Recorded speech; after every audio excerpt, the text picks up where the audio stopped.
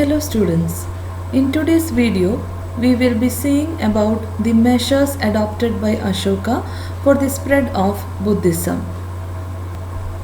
In the last video we have seen about the Kalinga war and how it became a turning point in the life of Ashoka.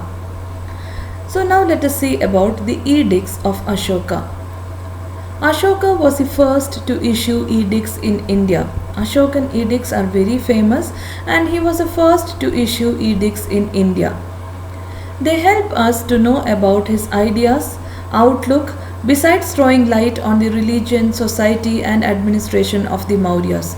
So Ashokan edicts help us to know about his ideas and outlook.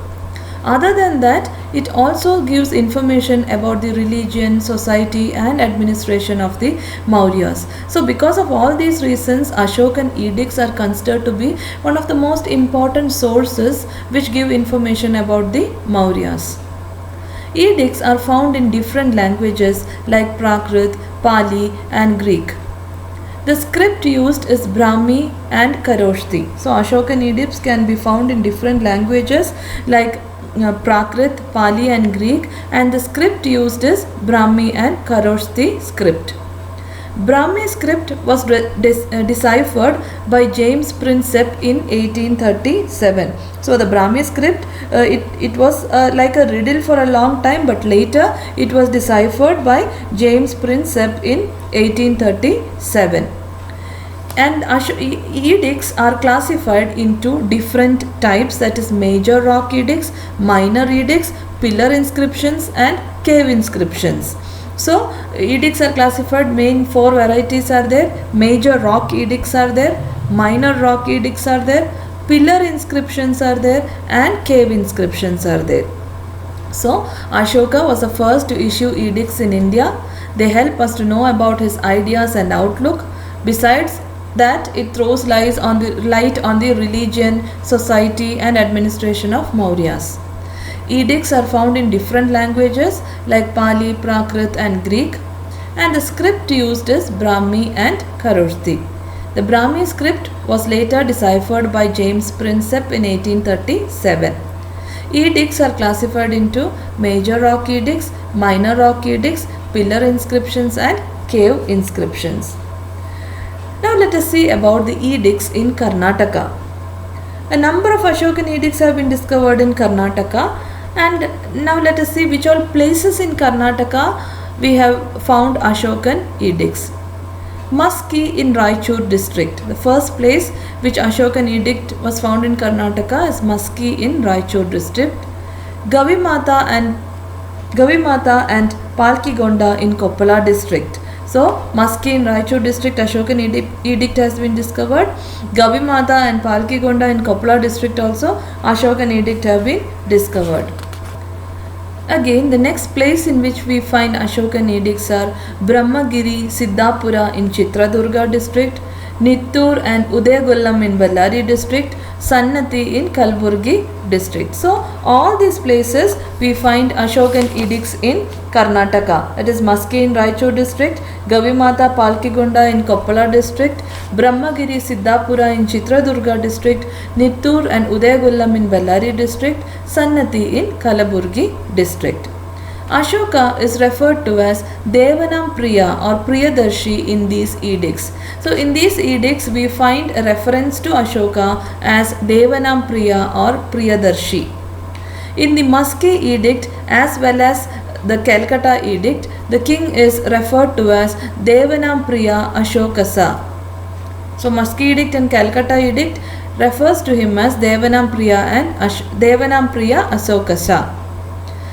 Now let us see about the religion. What was Ashoka's concept of religion? According to Ashoka, the law of piety consisted of the following virtues. That is, according to him, the law of piety, piety means being religious. Being religious means what does it mean? According to Ashoka, what does it mean to become religious? So according to him, these are some virtues which must be followed. First thing, parents must be obeyed and teachers must be respected. According to him, parents must be given parents must be obeyed and teachers must be respected.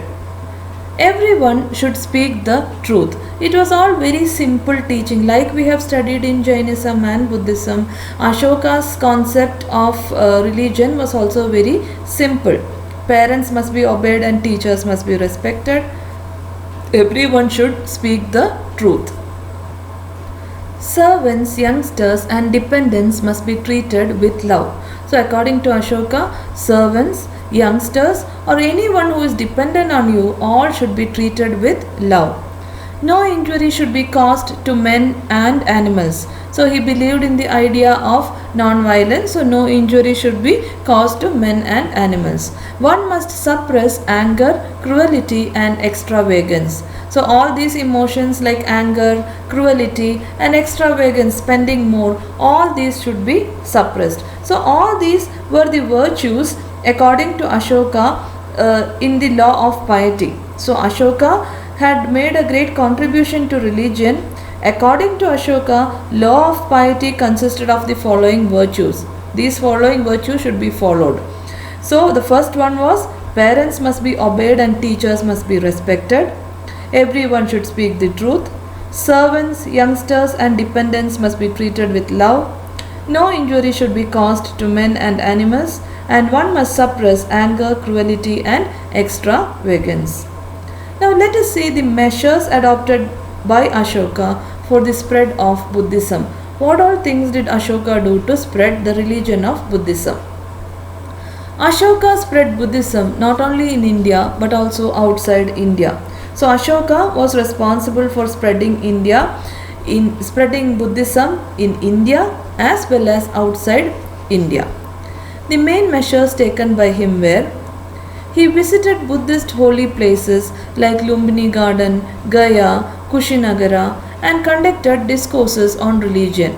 There he conducted discourses on religion.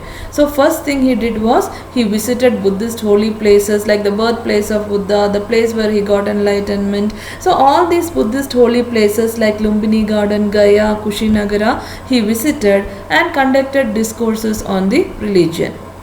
He built a large number of monasteries all over the empire, and he also spent large sum of money to help them. So Ashoka built a large number of monasteries and he also supported them financially.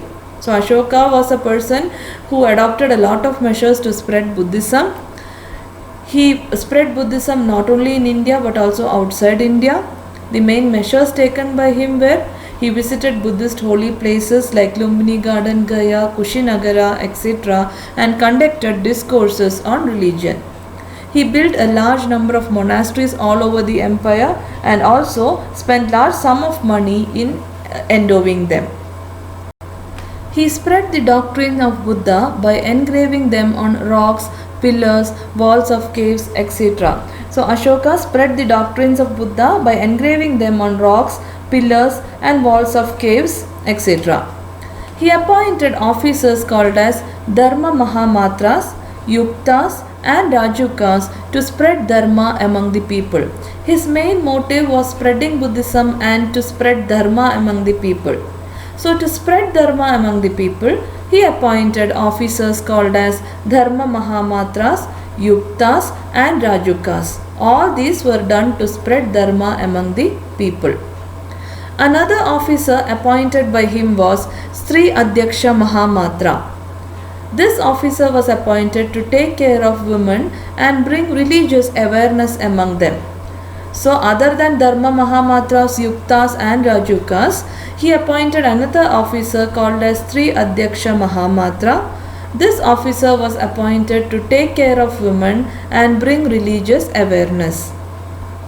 He organized the third Buddhist council at Pataliputra in 250 BC to settle the differences among the monks. So the third Buddhist council was organized by Ashoka at Pataliputra to settle the differences among the monks.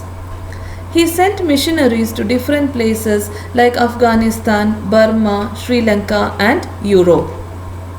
He also sent his son Mahendra and his daughter Sangamitra to Sri Lanka with Bodhi saplings as symbol of peace and sacrifice. So he sent missionaries to different places like Afghanistan, Burma, Sri Lanka and Europe. He even sent his son Mahendra and daughter Sangamitra to Sri Lanka with Bodhi saplings as a symbol of peace and sacrifice. So Ashoka spread the doctrine of Buddha by engraving them on rock, pillar, walls of caves, etc. He appointed different officers like Dharma Mahamatras, Yuktas and Rajukas to spread Dharma. To take care of women and bring religious awareness among them, he appointed officer called as Sri Adhyaksha Mahamatra. He organized the third Buddhist council at Pataliputra in 250 BC to settle the differences among Buddhist monks.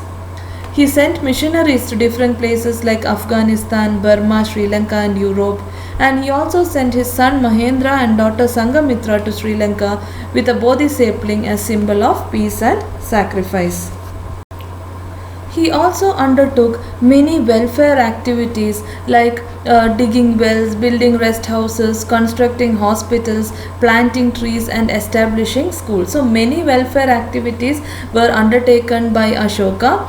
Some activities like digging wells, building rest houses, constructing hospitals, planting trees and establishing schools. His main motto was service and sacrifice.